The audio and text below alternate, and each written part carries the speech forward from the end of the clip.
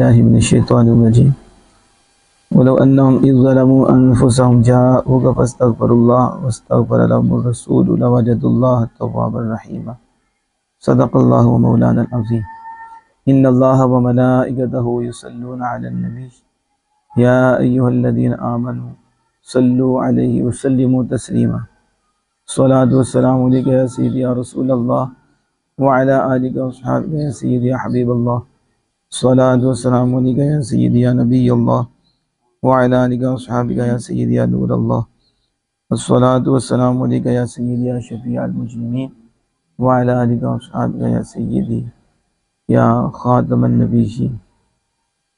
اللہ جل جلالہ کے فضل و کرم اور اس کی توفیق سے جمعہ المبارک کو صرف و نحو کی اجرا کی توفیق، کلام کو سمجھنے کی توفیق حاصل ہوتی ہے، اور اس کے ساتھ ساتھ مالک فضل و کرم سے تفسیر جلالین سے کچھ تفسیر کی بھی توفیق حاصل ہوتی ہے۔ مقصود دین متین کو عام کرنا ہے، اور مقصود اللہ اس کے رسول کی رضا ہے کہ خود بھی سیکھیں اور آگے بھی سکھائیں، دیے سے دیا جلائیں تاکہ ہر گھر میں یہ روشنی اسلام کی پہنچے، دین کی پہنچے، اور ہر بچہ ہی رسول اکرم صلی اللہ تعالیٰ علیہ وسلم کا غلام بن جائے، دین کا داعی بن جائے۔ جو گھر گھر میں آگ لگی ہے، ظاہر ہے وہ آگ قرآن کے نور سے ہی دور ہوگی، اور وہ آگ رسول اکرم صلی اللہ علیہ وسلم کی تعلیمات پر عمل، حضور کی سنتوں پہ عمل سے ہی دور ہوگی۔ جو نبی مکرم فخر دو عالم صلی اللہ علیہ وسلم اللہ کا پیغام ہماری طرف لے کر آئے، اس پیغام کو سمجھ کر اس پہ عمل کریں گے تو پھر ہی بیماریاں دور ہوں گی، پھر ہی یہ تکلیفیں دور ہوگی، وگرنہ پریشانی رہے گی۔ ظاہری آرام تو ہوگا، باطنی سکون نہیں ہوگا، بلکہ ظاہری بھی کیا ہے، ظاہر بھی خراب ہو جاتا ہے۔ جو بندہ قرآن سے دور ہوتا ہے اس کا ظاہر بھی خراب ہو جاتا ہے، باطن تو پہلے ہی اس کا خراب ہے۔ اس لیے اللہ کی یہ مہربانی ہے، تو اس کا یہ فضل ہے کہ وہ مالک ہمیں یہ توفیق دیتا ہے، اور اس نے ہمیں یہ سوچ عطا فرمائی ہے، اور یہ اللہ کے فضل کے بغیر نہیں، تو کوئی بھی اچھا عمل اللہ کے فضل کے بغیر نہیں، اور اللہ کی مہربانی کے بغیر نہیں۔ یہ جو قرآن پاک سمجھنے کے لیے آپ گرامر سیکھتے ہیں، پھر اصول سیکھتے ہیں، یہ بھی اللہ کے فضل سے۔ وہ مقصود لوگوں کو بتانا نہیں ہوتا کہ ہمیں بڑا آتا ہے، اور مقصود الٹی کرنی بھی نہیں ہوتی۔ مقصد تو یہ ہوتا ہے کہ جو نور ہمیں ملا ہے اس نور کو آگے بانٹا جائے، اور یہ اللہ کا فضل ہے۔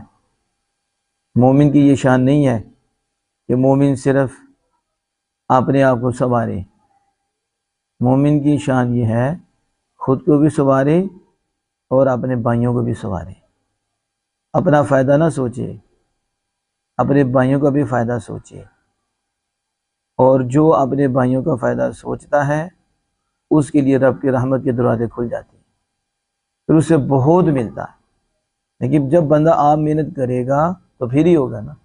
خیر الناس من ینفع الناس، بہترین شخص وہ ہے جو لوگوں کو نفع دے۔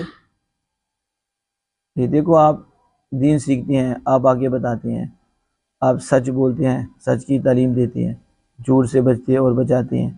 آپ نے دین پڑھا، آپ کو سمجھ آئی کہ اللہ اس کے رسول کیا فرما رہے ہیں، آپ نے خود بھی عمل کیا، اس نور کو آگے پہنچایا، تو اب آپ نے ہمدردی کی ہے اس سے، اور یہ آپ کا ترہ امتیاز ہے، اس امت کا ترہ امتیاز، کہ یہ خود نیکی کرتی ہے اور نیکی کا حکم دیتی ہے۔ لیکن اس امت میں سارے نہیں، اس ساروں کے سر پہ یہ تاج رکھا گیا ہے، یہ تھوڑے ہیں جن کے سر پہ یہ تاج ہے۔ کنتم خیر امت اخرجت للناس، بہترین امت ہو رسول اللہ کی امت ہو، لوگوں کو نیکی دینے، نیکی حکم دینے اور برائی سے روکنے کے لیے تم نکالی گئی ہے۔ لیکن ہر کوئی تو نہیں نکالتا، یہ تو نہیں کہ ہر کوئی جو ہے نا اس منصب پہ فائز ہو جائے، اس منصب پہ تھوڑے فائز ہے۔ ہونا تو چاہیے کہ علماء کرام کے پاس بیٹھ کر علم کا نور لینا چاہیے، اور پھر ان سے یہ بھی پوچھنا چاہیے کہ آگے دعوت دینی کیسے ہے۔ خود ہی دائی نہیں بن جانا، اس کی بھی اصول ہوتے ہیں۔ اس لیے آج جو ہے نا بیماریاں اس حوالے سے بھی بڑھی ہیں۔ ایک مسئلہ سنا اور خود جا کے بتانا شروع کر دیا، اور انداز پتہ نہیں کیا ہے، وہ تو سر پہ سوٹی مار کے مسئلہ بتا رہا ہوں، یا اس کی ذات پہ حملہ کر کے مسئلہ بتا رہا ہوں، اسے پتہ ہی نہیں کہ دعوت دینے کے اصول کیا ہیں۔ کسی کو سمجھانا ہے تو کیسے سمجھانا ہے، سیدھی سیدھی گولی چلانی ہے، سیدھی بات کرنی ہے، کس طرح کرنی ہے، حکمت کیا ہے، دانائی کیا ہے۔ میں نے یہ میسج اس تک پہنچانا ہے، لیکن کیسے پہنچانا ہے۔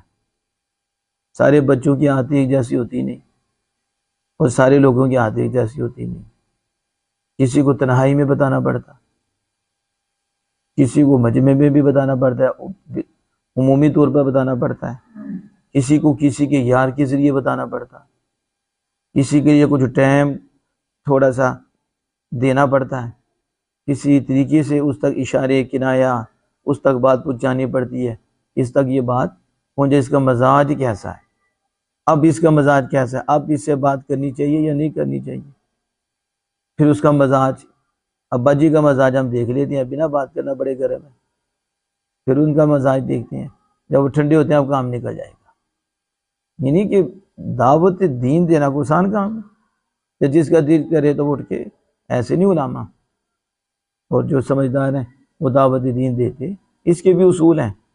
لیکن بات کر رہا تھا کہ یہ تھوڑا امتیاز ہے کہ خود نیکی کرتے ہیں اور نیکی کا حکم دیتے ہیں۔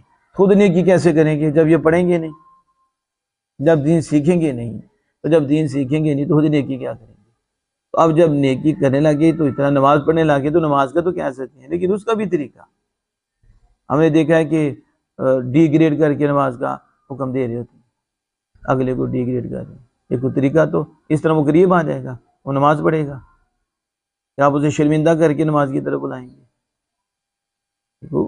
یہ ایک عمومی بات ہوتی ہے، ایک بالکل آپ کی انفرادی اس سے آپ محنت کر رہی ہیں، تو انفرادی محنت میں کیا کرنا ہے، بڑا طریقہ چاہیے۔ ادعو الی سبیل ربک بالحکمہ، اللہ پاک فرماتا ہے اپنے رب کی طرف بلائیں محبوب، حکمت سے بلائیں۔ یہ اللہ پاک نے کیوں فرمایا ادعو الی سبیل ربک بالحکمہ، حکمت کی کیا جگہ دی ہے؟ یوں تو نہیں فرمایا ادعو الی سبیل ربک، اپنے رب کے راستے کی طرف بلائیں، بس بالحکمہ، کس کے ساتھ بلائیں؟ حکمت کے ساتھ۔ تو ہماری حکمت کہاں ہے؟ ہماری حکمت موبائل میں چلی جائے گی، موبائل لے جا کے سے ہمارے شیخ صاحب فرماتے کہ غیر ضروری غیر شرعی موبائل کے استعمال چھوڑ دو۔ تو جس نے غیر ضروری چھوڑا تو غیر شرعی فضولیات اس میں ٹائم گزار دیا، زائد چیزوں میں گزار دیا، یعنی ایک خارجی بحثیں ہیں اس نے کتنا ٹائم لگایا، اور جو ہماری ضروری تھی اس کو ہم نے چھوڑ دیا۔ نحو کے اسباق ہی ہیں، سب کے اسباق ہیں جس سے ہم نے ان اسباب کو چھوڑ دیا، ان کے ساتھ جو ایک زائد چیزیں ہم ان پہ لگ گئے۔ منطق کا حال دیکھ لو، اس میں بھی ہمارا حال کیا ہوتا ہے کہ کتنا کام نہیں کرنا ہے، ہم کہاں سے کہاں چلے جاتے ہیں، کہاں پہنچ جاتے ہیں، اور ہو سکتا ہے کہ نماز کی ضروری مسائل کے نہ بتاؤ جو ہمارے لیے ضروری ہیں۔ اس ٹائم ہمارے لیے اخلاق ہیں کہ ہم نے بولنا ہے تو کیسے بولنا ہے، اخلاق میں سچ کہاں بولنا ہے، جھوٹ کہاں بولنا ہے یا نہیں بولنا۔ ہمیں پوچھا جائے تو سدا جواب نفی میں آئے، ہمیں پتہ ہی نہیں، اور ہم اپنی طرف سے سمجھنا بڑا اچھا کام کر رہے ہیں، یہ نہیں پتہ گناہ کر رہے ہیں، بول سچ رہے ہیں لیکن ہے گناہ، لیکن اس کا علم حاصل نہیں کیا۔ یعنی کہ فی الحال جو چیزیں ہم پہ ضروری ہیں ان کو ہم نے پیچھے کیا، اور جو زائد چیزیں ہیں وہ اس کی طرف لگ، مستحبات کی طرف لگی، اس کی طرف 6 گھنٹے کی محفل ہے اور ہم بیٹھے رہتے ہیں، ختم میں بھی ہم بیٹھے رہتے ہیں، تو جو ضروری چیزیں ہیں وہ پوچھیں تو اس کا ہمیں پتہ ہی نہیں، تو ہم نے کس کو ترجیح دے دی، کس کو آگے کر لیا؟ زائد چیزوں کو کر لیا نا، نہ بھی کرتے تو وہ گناہ نہیں تھا، لیکن جو ضروری ہیں وہ تو ضروری ہیں۔ وہ تو سیکھنا بھی ضروری تھا، اس میں عمل بھی ضروری تھا۔ جب عمل کا موقع ملا لیکن اس کا پتہ ہی نہیں، تو وہ کیا ہوگا؟ گناہ ہوگا، بندہ گناہ گار ہوگا۔ اس لیے وقت ضائع نہ کریں، وقت تو تھوڑا ہے، ضروری چیزوں کی طرف توجہ کریں۔ اس کی طرف کریں، زائد چیزیں بعد میں، اضافی چیزیں پہلے ضروری۔ سب سے پہلے دیکھو اس نے حضرت صاحب نے شیخ کریم نے اتنا خوبصورت جملہ فرمایا کہ ضرورت ایجاد کی ماں ہے۔ کیا فرمایا تھا؟ ضرورت ایجاد کی ماں ہے۔ یہ ضرورت تو پہلے ضرورت پوری کی جاتی ہے، یہ زائد۔ یہ بھی جو ہم یہ کر رہے ہیں نا، یہ بھی ضرورت ہے، یہ جو نیٹ پہ کر رہے ہیں کوئی شوق ہے ہمیں؟ پہلے بھی تو الحمدللہ ہم پڑھاتے ہیں، چل رہا ہے، لیکن ہم سمجھتے ہیں ضرورت کیا ہے۔ آپ اس کی میں وضاحت نہیں کرنا چاہتا۔ تو ضرورت ایجاد کی ماں ہے، اس کی ایجاد کے بعد تو بس ضرورت کی طرف آپ توجہ کرو، اور ضرورت پہ جو آپ کے لیے ضروری ہے اس پہ محنت کرو۔ تو جب ضرورت پہ محنت کرو گے نا، اور ضروری جو چیزیں ہیں، ایک تو ضرورت ہے نا، ضروری چیزیں ہیں، اللہ کی رضا کے لیے اس پہ عمل کرو گے نا، تو جو ضروری نہیں نا، اللہ ایسے ہی دے دے، کیا ہے، ایسے مل جائیں گی، آپ کے دل پہ وارد ہوں گی، اور وہ محسوس بھی ہوں گی، وہ تھوڑی محنت بھی ہوگی، وہ آپ کو آتی جائیں گی۔ لیکن جب آپ نے اللہ کے فرض کو ترجیح نہیں دی تو کیا کرو گے آپ؟ پھر تو اللہ کے قہر میں ہو، تمہیں کیا ملنا ہے؟ پھر ٹیں ٹیں کرتے رہے، کوئی ادھر کوئی ادھر، تو دور ہو گیا نا۔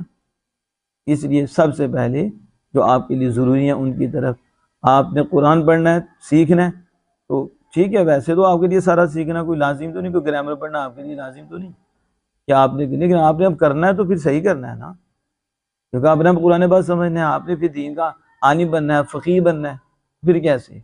اس کے لیے تو پھر آپ کو ضروری ہے نا، قرآن سمجھنا ہے تو پھر تو ضروری ہے۔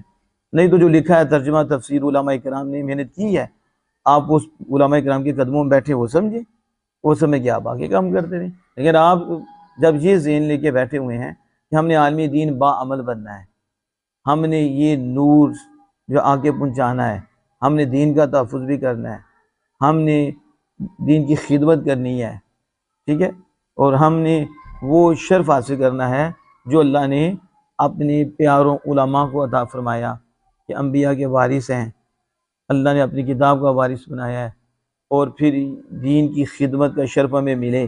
اللہ راضی ہو، اللہ کے محبوب راضی ہوں کہ یہ وہ شخص ہے کہ جس نے صرف اکیلے اپنے آپ کو نہیں سوارا، یہ تو ہزاروں کو سوار کے آیا ہے۔ تمہارا رب راضی ہو جائے، کیونکہ ظاہر ہے وہ باپ زیادہ خوش ہوتا ہے جس کا بیٹا اس کے مشن پہ چل کے آگے کام کرتا ہے، اور یہی اس کے لیے زیادہ خوشی کی بات ہوتی ہے، اور اس بیٹے کو زیادہ نوازا جاتا ہے کہ جو باپ کے مشن پہ ہوتا ہے۔